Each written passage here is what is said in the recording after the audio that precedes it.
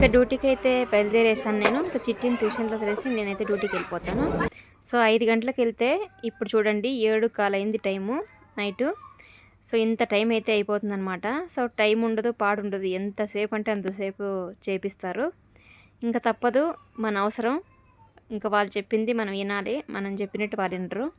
ఇక్కడ ట్యూషన్ దగ్గరికి వచ్చేప్పటికి ఇంకా ట్యూషన్ వదలలేదు చిట్టికి. 7:15 7:30 అయిపోతుంది. 7 చూస్తే ఇంకా పెండింగ్ ఉంది ఆ చిట్టిది. నేనే లేట్ వచ్చాను అనుకుంటే వీడు ఇంకా పాపం చాలా ఉంది రాసేది.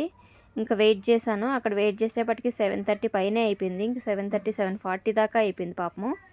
ఇక చూసారా ఫాస్ట్గా రాసేస్తున్నాడు చూసుకొని. అంటే వాళ్ళు ఏంటంటే రైటింగ్ అన్నీ మంచిగా అలవాటు అవ్వాలని ఒక పేజ్ 2-3 టైమ్స్ చూసి రాయమని చెప్తారనమాట. సో అందుకోసం పాపక్క పేజీలో చూసి రాస్తున్నాడు. ఇంకా చిట్టి ఎలా రాస్తున్నాడో, అది రైటింగ్ ఎలాగుందో ఒకసారి మీరు కూడా కామెంట్ చేయండి.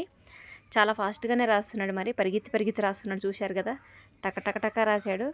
గబగబా తీసుకెళ్ళి ట్యూషన్ ఆమె దగ్గర చూపించాడు. వీడియో అయితే ఇదే అండి. మీకు ఎలా అనిపించిందో కామెంట్ చేయండి. బాయ్.